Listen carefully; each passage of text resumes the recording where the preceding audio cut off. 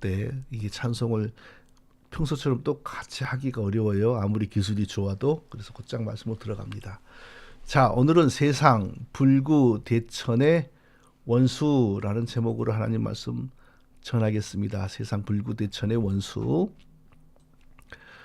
자, 저는 최근에 도르트 신조라고 하는 것에 대해서 공부를 집중적으로 하고 있다고 말씀드렸죠.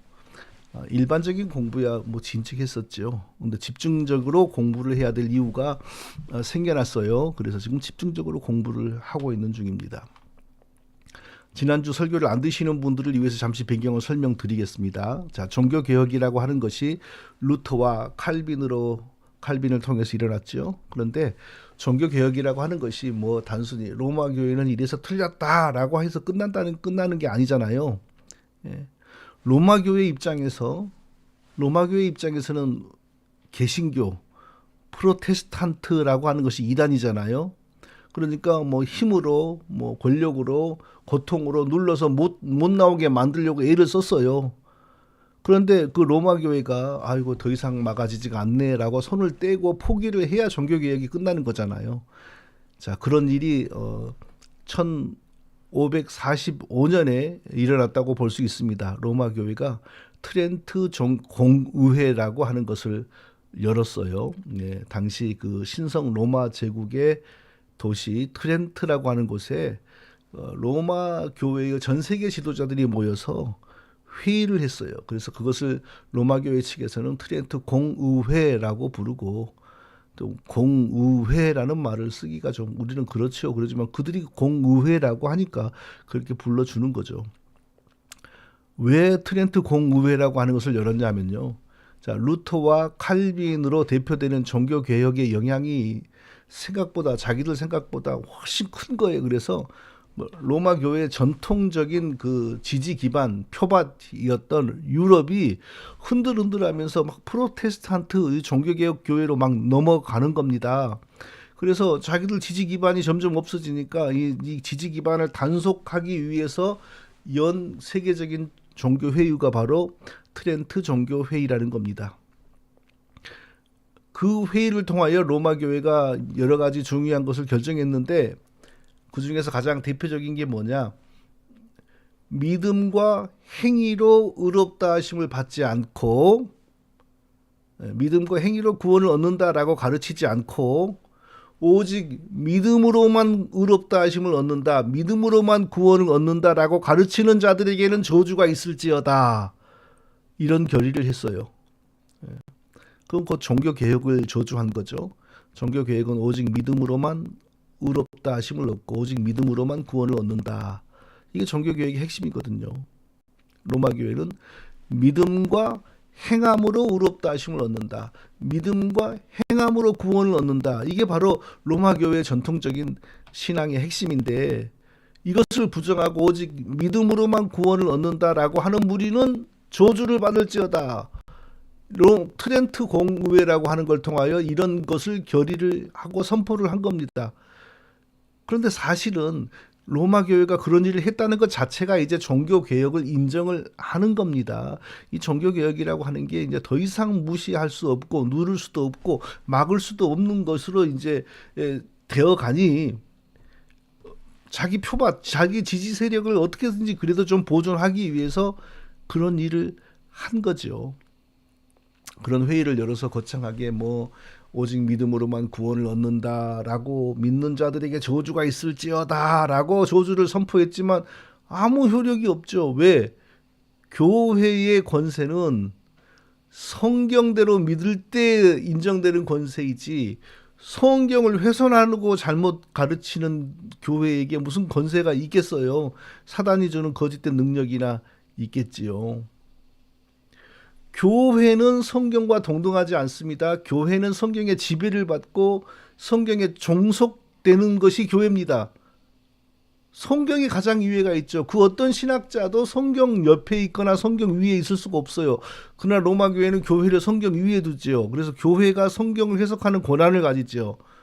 근데 사실 그 교회를 움직이는 사람은 교황이잖아요. 그러니까 교황이 교회 회의를 열어서 성경 해석을 바꿀 수 있어요. 그러니까 결국은 교회가 성경 위에 있는 겁니다.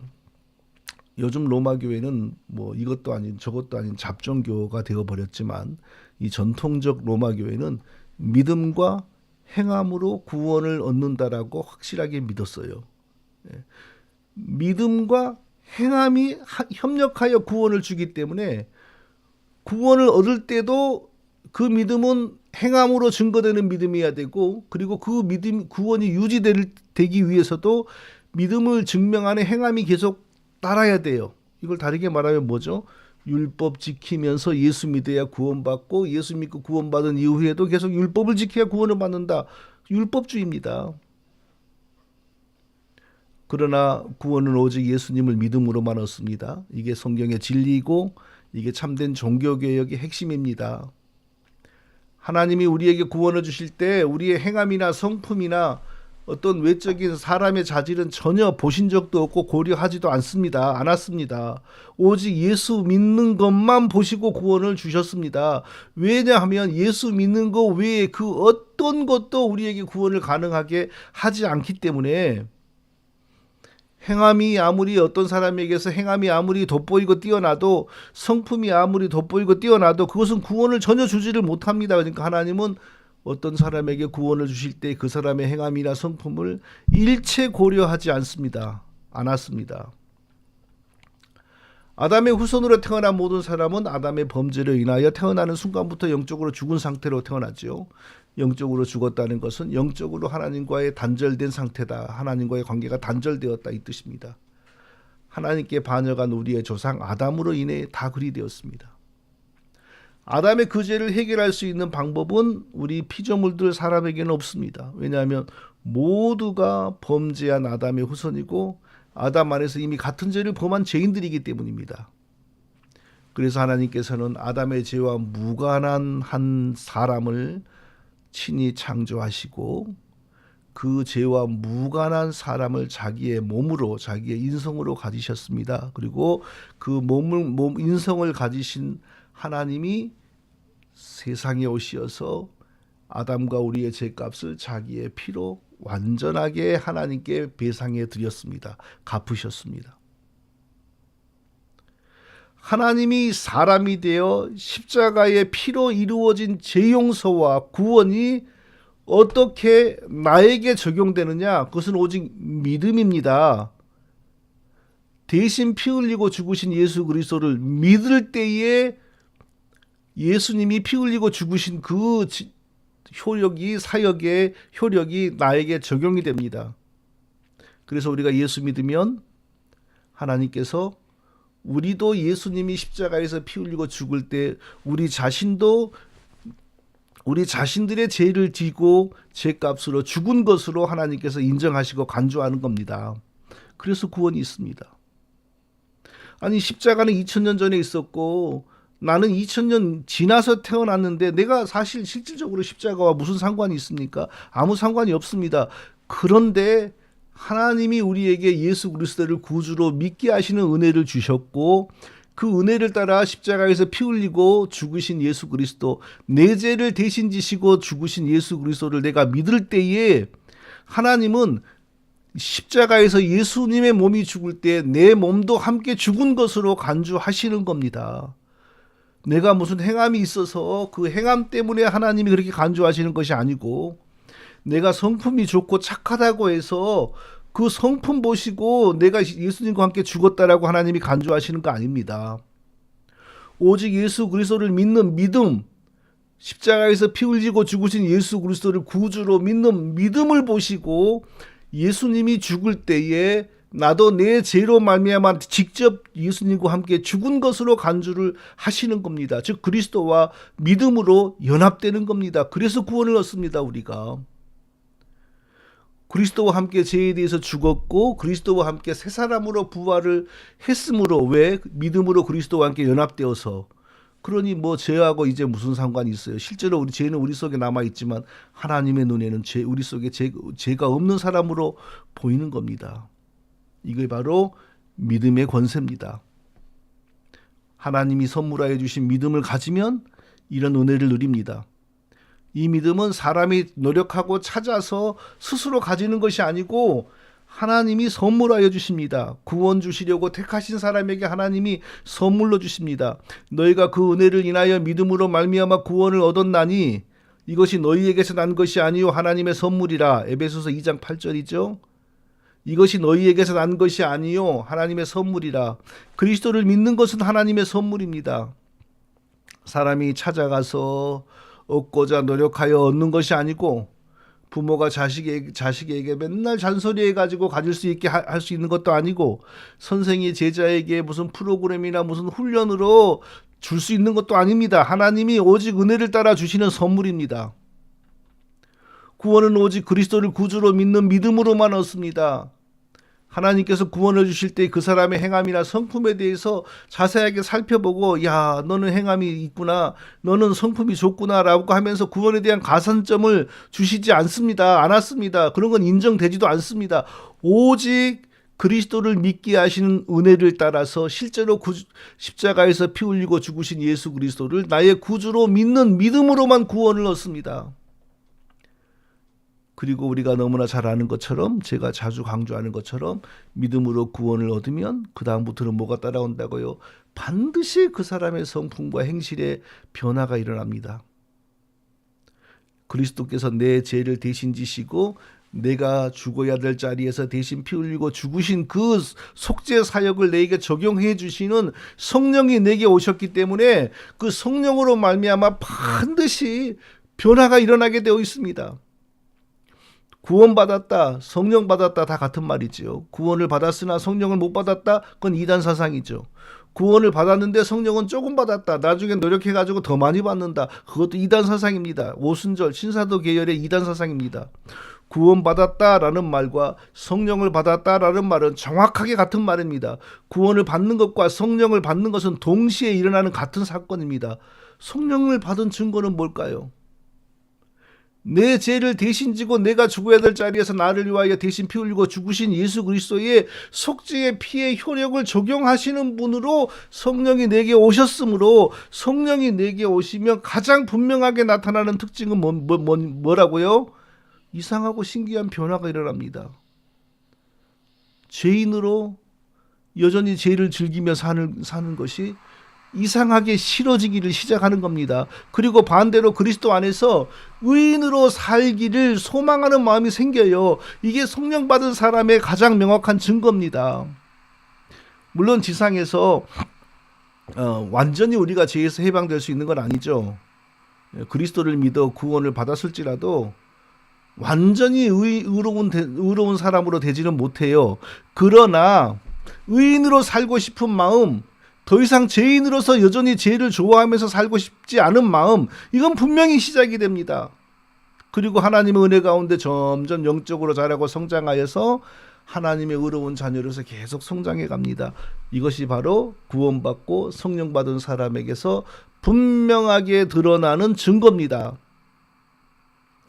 로마 교회의 행함이 있는 믿음으로 구원을 받는다라는 가르침은 왜 틀렸습니까?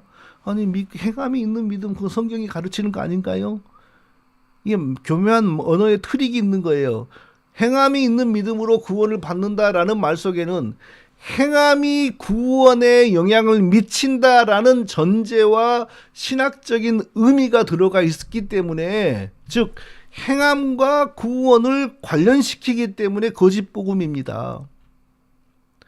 행함은 구원의 원인이 전혀 되지 못합니다. 오직 은혜로 믿음으로 구원 얻은 사람에게서 나타나는 열매입니다. 그런데 로마 교회는 행함을 구원의 요인으로 집어넣기 때문에 거짓 복음인 것입니다. 구원은 행함이 있는지 없는지, 아니 십자가에서 구원받은 그 강도를 보세요. 무슨 행함이 있었습니까? 사지가 나무 판자에 못 박혀 있는데 무슨 행함이 있어요? 구원은 오직 그리스도를 믿게 하시는 은혜를 입음으로 구원을 받기 때문에 행함이 있는지 없는지는 구원에 영향을 미치지를 못해요. 이거 정확하게 이해를 해야 돼요, 우리가.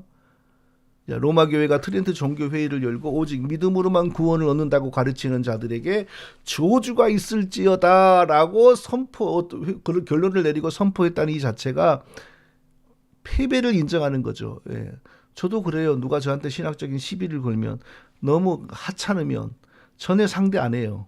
그냥 무시해요. 그런데 무슨 어느 신학교의 교수다 이러면 상대하죠. 왜?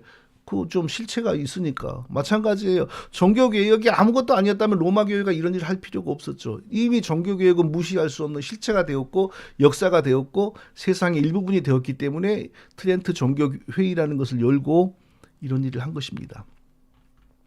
자, 그러면 종교개혁이 어느 정도 완성이 된 거죠. 그러면 사탄은 이제 교회를 포기하고 어디 멀리 가버렸을까요? 사탄은 한 번 졌다고 해서 절대 포기하지 않습니다. 예수님이 재림할 때까지 교회를 포기한 적이 없습니다. 사탄은. 로마 교회의 신앙과 아주 유사한 것이 수십 년 뒤에 이 개혁교회 속에서 프로테스탄트 안에서 또 일어납니다. 그거 이름이 뭐라고요? 알미니안주의. 네덜란드 신학자 알미니우스에게서 시작이 되었기 때문에 그의 이름을 따라 알미니안주의라고 합니다. 구원에 대해서 꼭 로마교회처럼 믿고 행함으로, 행함이란 말보다는 순종이란 말을 더 썼죠. 믿고 순종함으로, 그리스도를 믿고 순종하는 자세를 보임으로 구원을 얻는다. 그리고 구원은 끝까지 가는 구원이 아니고 중간에 어떻게 하느냐에 따라서 얼마든지 잃어버릴 수 있다. 로마교회하고 똑같잖아요.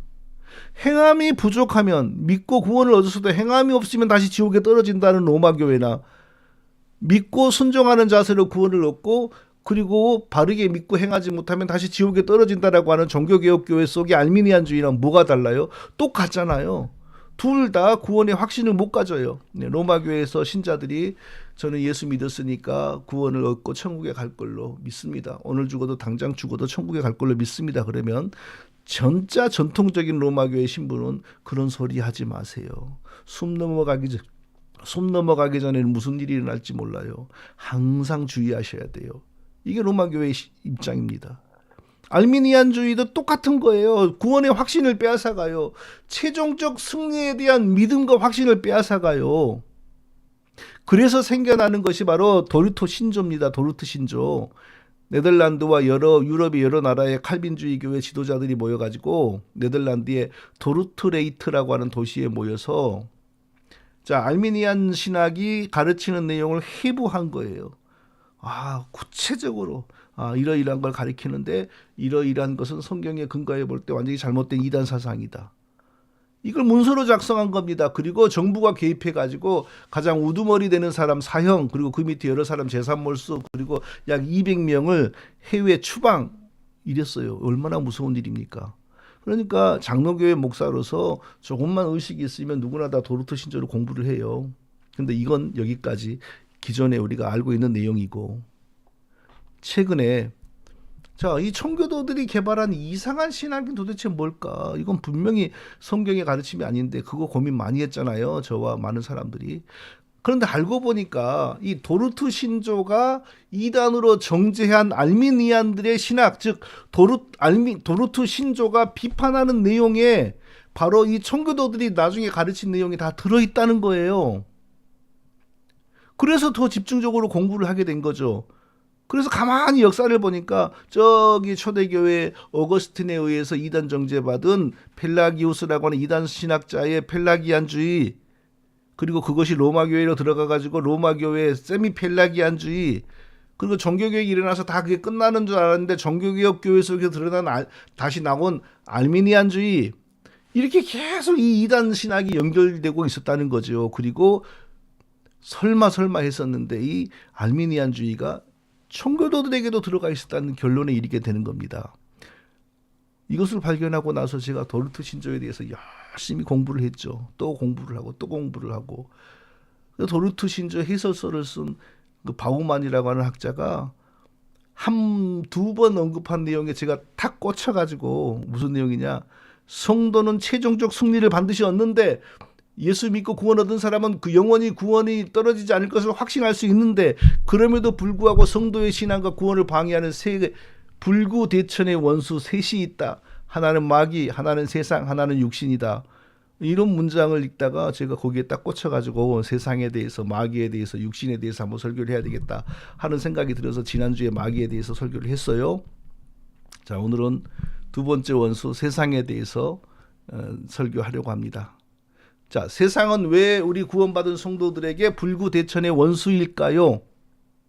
왜 우리가 세상에서 예수 믿고 구원 얻고 그리고 영원한 천국에까지 들어가는 이 과정 속에서 우리에게 아주 못되고 방해를 하고 이 나쁘게 구는 원수 가운데 이 세상이 아주 강한 원수일까요?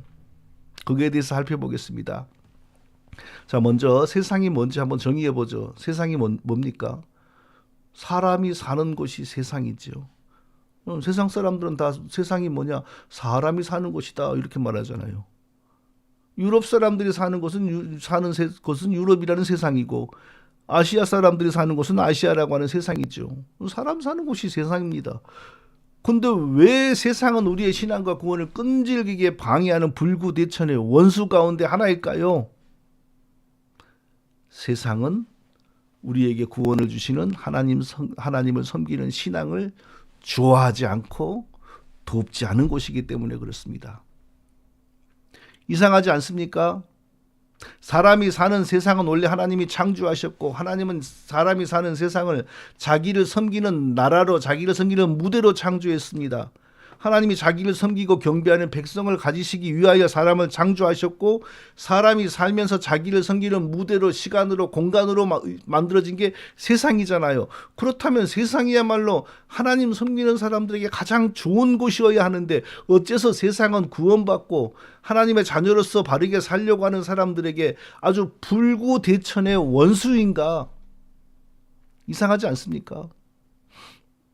우리의 조상, 우리의 대표인 아담 때문입니다. 아담이 마귀의 꼬임을 받아서 스스로 신이 되려고 하는 어리석은 생각에 빠졌습니다. 그리고 하나님께 반역을 했습니다. 실제로. 하나님을 섬기지 않고 하나님께 반역하고 스스로 하나님과 대등해지려고 했습니다. 로마서 6장 16절을 보니까 누구에게 순종하든지 그 순종함을 받은 자의 종이 되는 줄 너희가 알지 못하느냐라고 했습니다. 누구에게 순종하든지 순종함을 받은 자의 종이 되는 줄 너희가 알지 못하느냐. 우리 조상 아담은 마귀의 가르침에 속았습니다. 선악과를 먹으면 하나님을 배신하는 것이고 반드시 죽는다고 하는 하나님의 경고를 버리고 선악과를 먹으면 스스로 신이 될 수 있다라는 마귀를 믿고 마귀의 말에 동의하고 순종했습니다. 그래서 마귀에게 순종하여 선악과를 범하니까 누구에게 순종하든지 순종함을 받는 자의 종이 되는 줄 너희가 알지 못하느냐. 즉 우리가 영적으로 누구에게 미혹이 되어서 그 미혹된 상태에서 순종하면 그 영적인 존재에게 종이 되는 거죠. 아담은 마귀의 종이 되어버린 겁니다. 아담의 후손으로 태어난 우리 모두도 마귀의 종으로 태어나는 것이고요. 근데 문제는 마귀의 종이 되어버린 우리 조상 아담에게 아주 특별한 능력과 권세가 있었습니다. 하나님이 자기를 섬기라고 지으신 모든 피조물들을 다스리고 관리할 수 있는 능력과 권세를 주셨습니다. 그게 마귀에게 사로잡힘으로 말미암아 아담에게 하나님이 주신 그게 전부 마귀에게로 넘어가 버린 것입니다. 그래서 이후 마귀는 마치 세상의 진짜 주인이나 되는 것처럼 세상을 마음대로 가지고 농락하면서 역사 속에서 장난을 계속 해온 겁니다.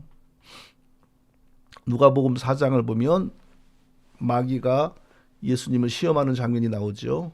4장 5절을 보니 마귀가 또 예수를 이끌고 올라가서 순식간에 천하만국을 보이며, 자, 천하만국 세상 영광이죠. 화려한 세상 영광으로 예수님을 유혹하여 자기에게 절하게 만들려고 지금 유혹하는 거죠.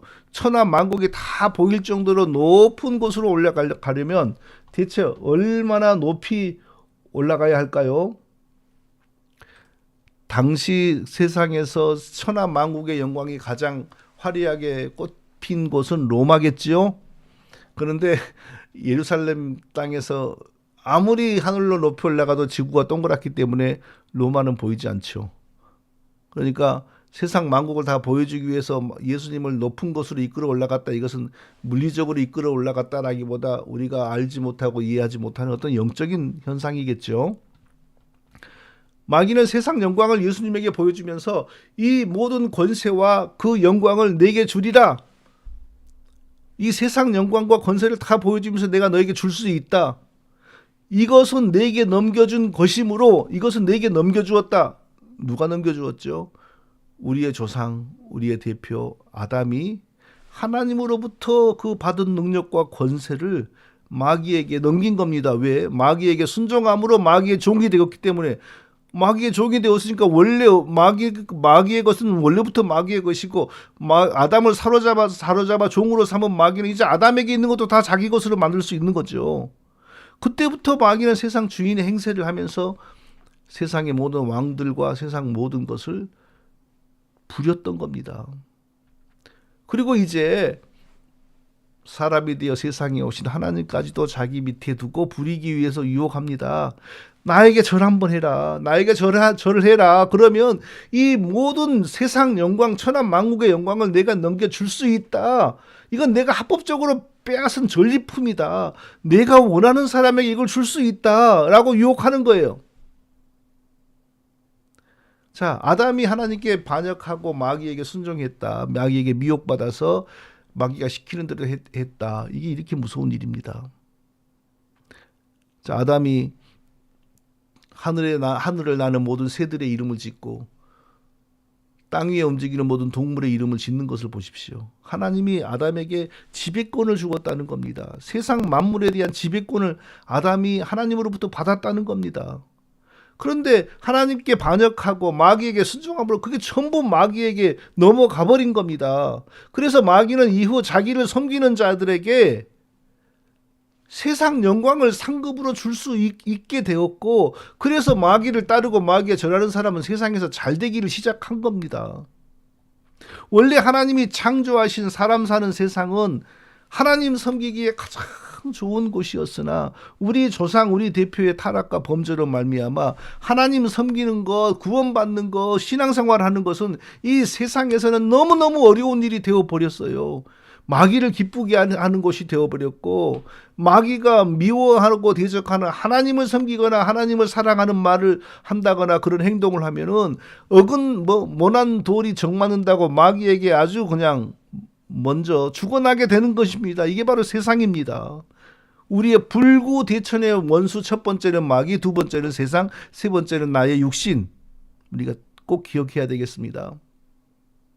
우리가 세상 사는 동안 이 세상이 나의 신앙과 내 영혼과 나의 영원한 생명을 가장 위협하는 곳이라는 사실을 늘 기억해야 돼요. 그리고서 우리가 이 세상에서 어떻게 살아야 할지를 늘 생각해야 됩니다. 일제시대에 우리 조상들이 어찌 살았는지를 생각하면 우리가 답을 얻을 수 있습니다. 그 당시 우리의 조상들이 어떤 사람들은 완전히 일본 사람으로 동화되어 자기가 무슨 처음부터 일본에서 태어난 사람인 것 마냥 일본인의 심장으로, 자기의 심장을 일본인의 심장으로 바꾸어서 살았죠. 매국노들이죠. 그런데 또 어떤 사람들은 어떻게 해서든지 빼앗긴 나라를 다시 찾아보려고 평생을 가난과 고통과 쫓김과 감옥과 목숨의 위협을 당하며 살았습니다.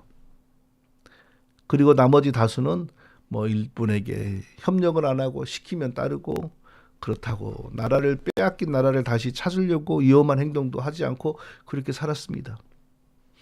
자, 세상에서 죄인으로 태어나고 마귀의 종으로 태어나서 그리스도를 믿게 하시는 하나님의 은혜로 말미암아 구원을 얻은 우리는 이제 세상에서 어떻게 살아야 될까요? 이 세상이 아담을 유혹하여 아담을 사로잡은 원수 마귀에 의해 통치되고 있는 곳임을 늘 기억해야 되죠. 우리의 대적, 우리의 불구대천의 원수가 지배하고 다스리고 있음을 늘 기억해야 되죠. 그러면 우리는 원하건 원치 않건 어떻게 살아야 되죠? 독립투사들이 되는 거죠. 빼앗긴 나라를 찾기 위하여, 한민족의 정체성을 지키기 위하여 가난과 고생과 수고와 눈물을 달고 살았던 독립투사들처럼 살아야 되죠. 그게 이 세상을, 불구대천의 원수인 이 세상 속에서 죽을 날을 기다리며 살아가는 우리의 마땅한 자세가 되어야 되는 겁니다. 빼앗긴 나라를 다시 찾기 위하여 살았던 독립투사들에게는 평생 가난과 고통과 괴로움이 마를 날이 없었습니다. 우리가 이 세상을 떠나기 전까지 그리고 그리스도께서 재림하기 전까지 이 세상은 마귀가 다스리는 곳입니다. 마귀가 움직이는 곳입니다. 여기서는 마귀를 대적하면 괴로움을 당하게 되어 있습니다. 마귀는 그런 사람이 성공하고 뜻을 이루도록 절대 그냥 두지를 않습니다. 세상에서 편히 살고 세상에서 존경받으며 성공할 수 있는 길은 성도에게 없다는 사실을 우리가 늘 기억을 해야 돼요. 저는 비즈니스를 해본 적도 없고 직장 생활을 해본 적도 없습니다. 제가 아는 것은 목회 세계뿐입니다. 많은 목회자들을 알고 있고 많은 신학자들을 알고 있을 뿐입니다. 그러니까 오늘은 목회자들 얘기를 제가 많이 할 수밖에 없어요. 해보지 않은 비즈니스 얘기를 제가 뭐 어찌 하겠습니까? 기독교인이면서 목회자이면서 마귀가 원하는 일들을 자연스럽게 하면서 성공하고 재물을 누리고 존경을 받는 사람들 너무너무 많습니다. 정말 많습니다. 그런 사람들은 바로 일제강점기에 일본인의 심장으로 바꿔 끼고 일본 사람들과 전혀 부딪히지 않고 그저 하자는 대로 하자는 것 이상으로 열심히 충성하여서 고생하지 않고 재산을 불리고 명예와 존경을 누리고 살았던 매국노들과 똑같습니다. 자, 세상에서 성공하고 부와 재물과 명성을 누리며 사는 목회자들 치고 마귀에 협력하지 않은 사람을 저는 한 번도 못 봤습니다. 본 적이 없습니다. 그 사람들이 복음을 안 전하는 것 아닙니다. 복음을 전하지만 마귀의 거짓 복음을 함께 섞어서 전합니다. 그러면 하나님의 복음이 되지 않습니다. 세상을 지배하고 있는 마귀는 바로 그런 사람을 귀하게 쓰고 이 세상 사는 동안에 물질과 명예와 존경을 누리도록 크게 돕습니다. 저는 한국이건 미국이건 간에 제가 비즈니스를 해본 적이 없고 정치를 해본 적이 없고 직장 생활을 해본 적이 없고 아는 것은 목회니까 제가 목회자들을 예로 드는 겁니다. 한국과 미국의 이 성공했다라고 하는 유명한 목회자들 가운데 거기에서 예외가 되는 사람을 저는 하나도 못 봤습니다. 복음을 전하되 마귀의 거짓 복음을 함께 섞어서 전해야 이 세상에서 잘 되고 성공합니다. 자, 한국 교회가 가장 존경하는 복음주의 4인방이라고 하는 사람들, 제가 설교 시간에 누구 이름을 거론한다고 저희 친척 중에 한 사람은 제발 좀 이름을 거론하지 말라고 자꾸 그런다 그래요. 나는 직접 안 들었어요. 아내에게 제발 좀 이름 좀 거론하지 말라고. 아니, 이름을 좀 거론하면 어떻습니까? 온 세상에 다 아는 이름인데 또 오늘날 이름 석자 거론하겠습니다. 이미 죽은 사람인데 뭐가 무서워서 산 사람도 아닌데. 자, 오늘의 교회를 만든 하영준 목사 정말 성공한 사람이지요. 이 세상에서 그만큼 목회자로 성공한 사람이 없습니다. 그러나 사실 온갖 종류의 이단과 신사도 운동을 끌어들여서 성공한 사람입니다. 초창기에는 이단 김기동에게 배웠고 죽을 무렵에는 천정에서 금가루 나오는 이단 신사도 집회에 참여하고 그랬습니다. 그 정도로 영적으로 혼탁했어요. 그러니까 마귀가 크게 써주고 복을 주지요. 이동원 목사라는 분 아시죠? 정말 성공했죠. 한국에서도 미국에서 성공했죠. 그러나 관상기도니 무슨 중보기도 운동이니 이단 사상을 교회에 끌어들였어요. 그러니까 마귀가 복을 주었죠. 오카는 목사는 정말 깨끗하고 막 고상한 것 같잖아요. 그래서 보면은 막 불의한 일을 하는 목회자들에게 호통을 치고 막 그러지 않습니까? 그러나 성경의 사도시대의 능력이 지금도 교회에서 나타난다고 하는 이단 사상을 가지고 있었어요. 그게 뭐죠? 그게 신사도 사상이고 그게 오순절 사상입니다. 그러니까 조용기 목사에게 찾아가서 은밀하게 찾아가서 자기도 그런 능력을 받게 해달라고 안수기도를 받지요. 제자 훈련이라고 하는 그 정신 속에 바로 그런 게 들어있는 겁니다. 지금 또 한 분 살아있는 홍정길 목사, 목소리는 구수하고 정말 큰아버지 같잖아요. 그러나 영적으로는 얼마나 혼탁한지 몰라요. 안 끼는 데가 없어요. 이상한 데 너무 많이 끼어요. 이분들 뿐이겠어요. 일일이 말하려면 입이 아프고 시간이 없어요. 사탄이 증오하는 분명한 복음을 가지지 않은 사람은 사탄이 미워하고 증오하는 분명한 복음을 가지고 전파하는 사람은 절대 세상에서 유별나게 크게 성공하는 일이 없어요. 저는 비즈니스를 해본 적이 없고 정치를 해본 적이 없고 직장 생활을 해본 적이 없으므로 지금 목회를 제가 아는 목회자들을 이야기하는 거예요. 사탄이 미워하는 분명한 복음, 성경의 복음을 붙들고 있는 사람은 절대 이 세상에서 성공하는 목회를 할 수가 없어요. 자, 사탄이 미워하는 분명한 복음을 가진 사람은 사탄이 어떻게 대접하느냐? 예수님과 사도들을 보면 알 수 있잖아요. 예수님은 물론 사탄이 그리 하도록 자기를 스스로 맡기니까 그리 되었지만 어찌됐건 사탄은 예수님을 십자가에 못 박아 죽였습니다. 사도들은 그 예수님의 제자들은 어떻게 되었습니까? 편히 살다 죽은 사람 아무도 없어요. 전부 괴롭게 마귀에 의해서 살해당했습니다. 그 마귀가 지금 어디 있습니까? 이 세상에 있습니다. 이 세상은 그때나 지금이나 뭐가 달라졌습니까? 특별히 무슨 뭐 천지개벽했습니까? 아니에요. 그 세상이 지금 우리가 살고 있는 세상입니다.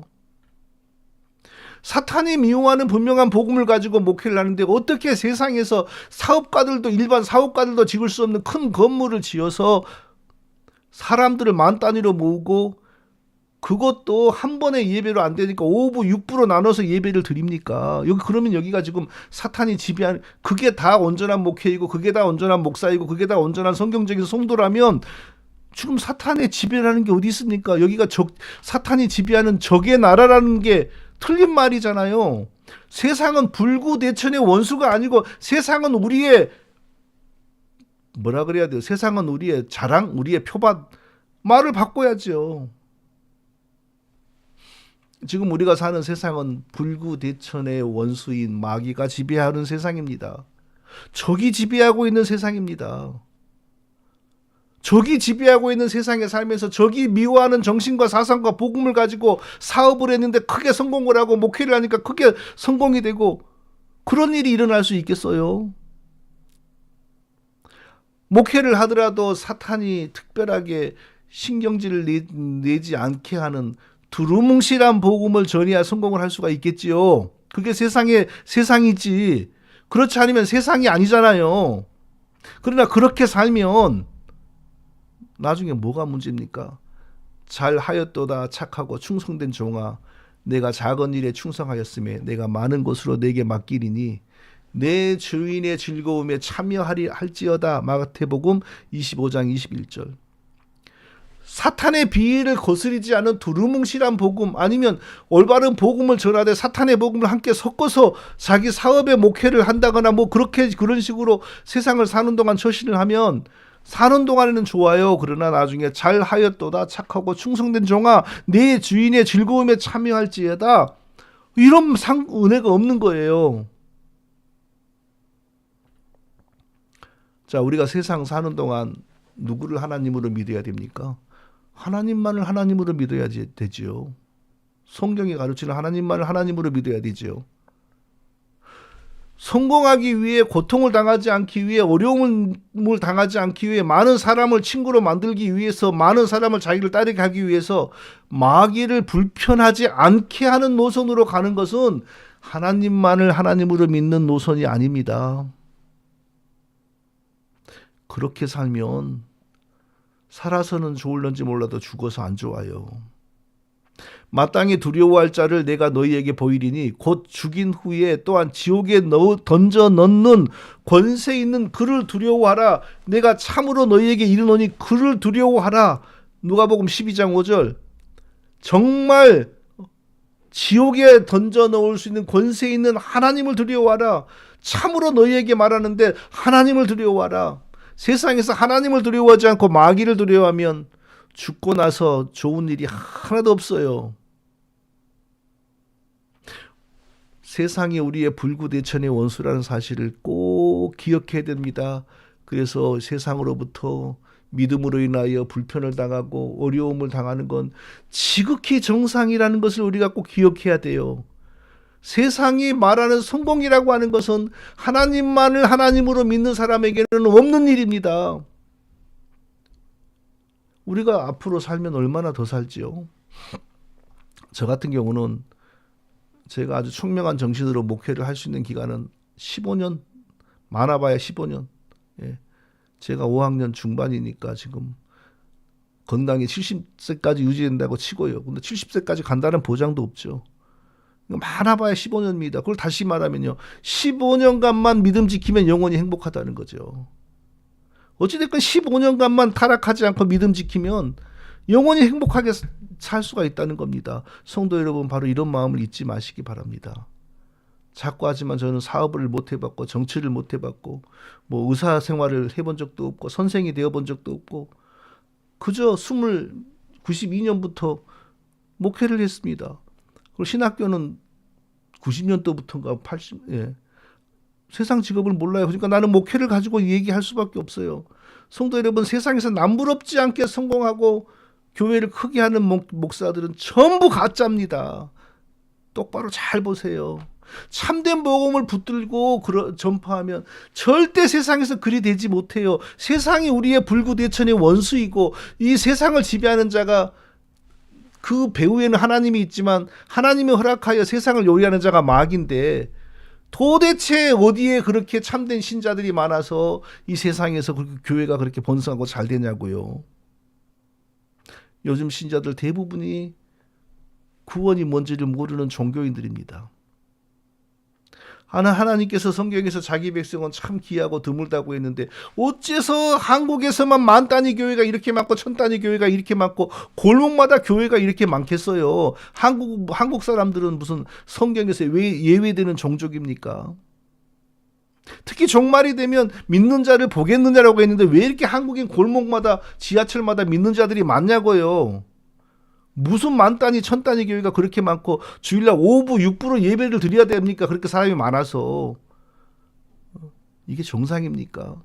그러면 한국이라는 세상은 마귀가 다 말라 죽고 비틀어졌습니까? 저는 또 말하지만 사업도 못 해봤고 정치도 못 해봤고 의사도 못 해봤고 아무것도 못 해봤어요. 저는 목회 외에는 아는 게 없어요. 그러니까 목회로 말하는 거예요. 참된 성도, 참된 목사는 세상에서 성공이라고 말하는 것을 절대 누릴 수가 없어요. 적당한 성도, 적당한 목사가 되어야 세상에서 됩니다. 하나님에게 유익이 없고 마귀에게도 손해를 끼치지 않는 노선으로 가면 혹 성공할 수가 있어요. 그런데 나중에 어떻게 된다고요? 진짜 두려워할 사람을 두려워해야 되죠. 저는 청교도 신학으로 일반 목사들은 전부, 좀 미안한 얘기지만 도매급으로 거의 쓰레기로 봤어요. 청교도 신학으로 목회를 하는 사람들은 좀 더 훌륭하고 진짜 하나님께 큰 영광이 되는 줄 알았습니다. 근데 알고 보니 청교도 안에는 정말 고상한 이론으로 마귀를 섬기고 하나님을 대적하는 게 진짜 무서운 게 도사리고 있더만요. 청교도 목회마저 그렇다면 일반 은사주의 목회, 다원주의 목회, 세속주의 목회, 성공주의 목회야 더 말해서 뭐 하겠어요. 자, 본문 15절을 읽어보겠습니다. 이 세상이나 세상에 있는 것들을 사랑치 말라. 누구든지 세상을 사랑하면 아버지의 사랑이 그 속에 있지 아니하니. 세상을 살아가면 아버지의 사랑이 그 속에 있지 않다. 이걸 다르게 말하면 세상으로부터 반대를 당하지 않는 자세와 노선으로 살고 목회하면 하나님 아버지의 사랑과 은혜가 없다. 그 뜻 아닙니까? 표현을 바꾸면 그 말이잖아요. 세상에서 큰 건물을 장만하고 많은 사람들을 모아서 성공한 목회를 하려면 어떻게 해야 된다고요? 마귀가 세상에 출시해 놓은 것들을 전부 끌어들여야 돼요. 아무것도 거르지 말고. 그래야 마귀의 핍박이 없어요. 마귀의 박해가 없어요. 마귀가 계속 사랑과 돈을 몰아줘요.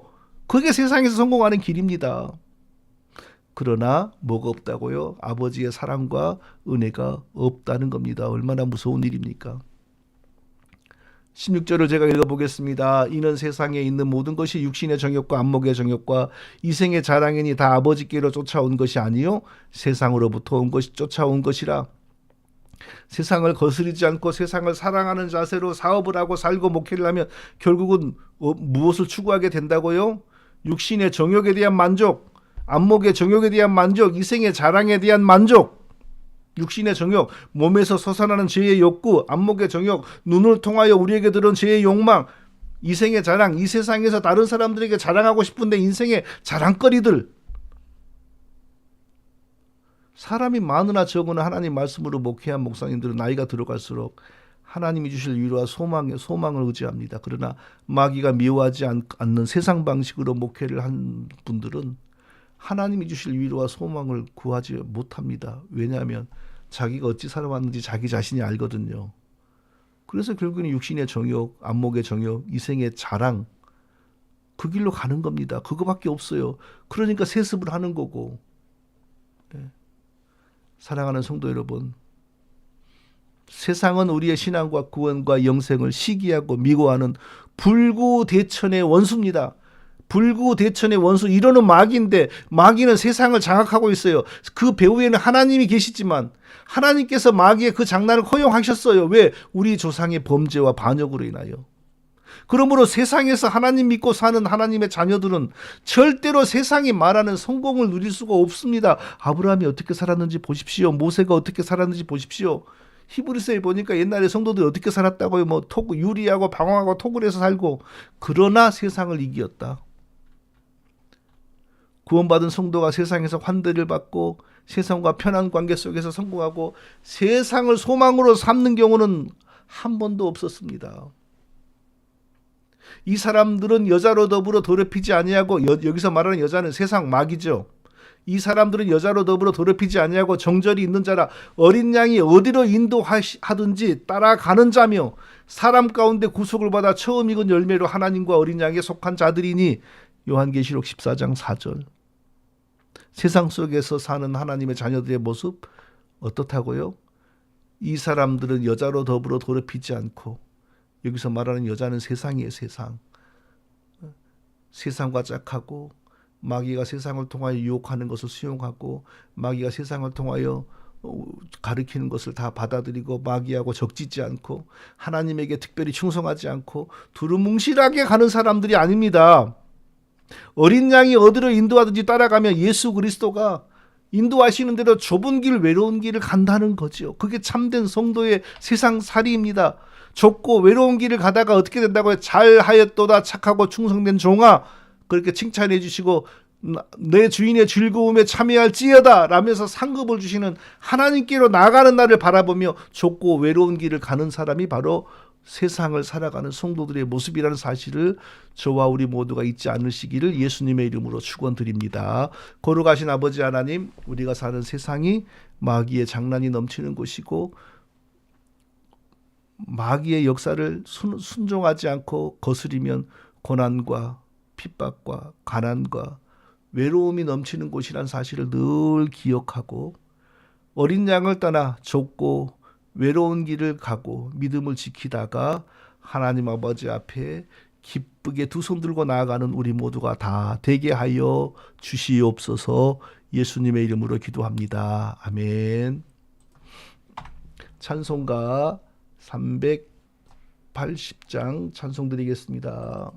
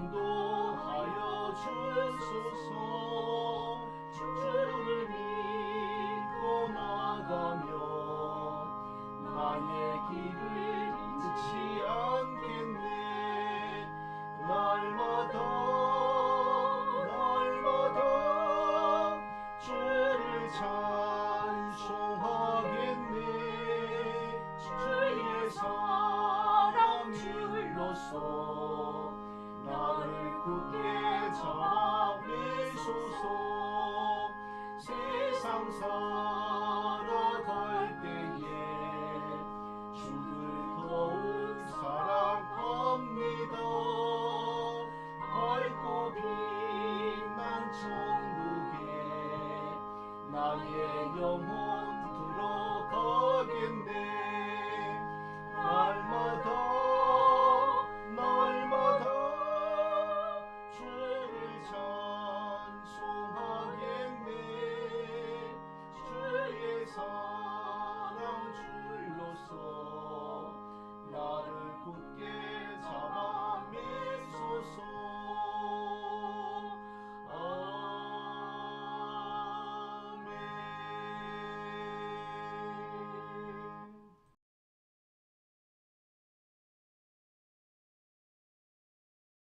방송 예배 우리 드리면서 나 오늘 이런 일 처음 봤네요. 이 뭐 뉴합인지 뭔지 하는 이름으로 들어와가지고 얼른 보니까 한 30개 정도 아주 온갖 더러운 소리를 막 짓거렸군요. 이거 말한 것도 아니에요. 이런 건 짓거리는 거예요. 2개 읽어보고 바로 그냥 딱 잠궈버렸어요. 뭐 누르니까 이 사람이 한 말 전부 다 그냥 보이지 않게 되네요. 이게 바로 세상이 마귀가 지배하고 있다는 증거 아니겠어요? 복음을 전하는 곳에 이 귀신의 종자, 마귀 종자가 들어와가지고 이런 짓을 하잖아요. 우리 예배가 하나님께 쓰임을 받고 있고 마귀에게는 아주 신경질이 나는 그런 예배라는 것을 이렇게 증명하는 거 아니겠습니까? 이런 일이 있으면 오히려 저는 기쁩니다. 자, 몇 가지 광고 드리고 오늘 예배 마치겠습니다. 현재 저희 가족들은 한국에 가 있습니다. 안전하고 건강하게 잘 일을 보고 돌아오기를 위해서 기도를 바라고요. 그럼 어떻게 사모님이 여기서 찬송을 했냐? 그건 비밀입니다. 하나님이 주신 신비한 방법으로 다 그렇게 했습니다. 자, 그리고 제가 현재 계획으로 11월 7일 날 들어가는 비행기를 타고 1월 12일 주간에 토요일부터, 그러니까 11월 11일 토요일부터 1박 2일 수련회를 우리 가질까 합니다. 기억해 주시고 그때 꼭 완전히 확정된 건 아니지만 아마 변동은 없을 겁니다. 꼭 좀 많이 참여하여 함께 교제하고 즐거운 시간, 의미 있는 시간을 가질 수 있기를 바랍니다. 자, 이제 제가 축도하고 예배를 마치겠습니다. 이제는 친히 십자가에 달려 우리를 위하여 피 흘리심으로 우리의 죄를 사하신 주 예수 그리스도의 은혜와 하나님 아버지의 사랑하심과 성령의 위로 교통하신 은혜가 예배를 마치고 다시 집으로 세상으로 나가 하나님의 뜻대로 믿음 부여잡고 살기를 또 승리하기를 다짐하는 모든 성도들에게 이제로부터 영원토록 함께 있을지어다. 아멘.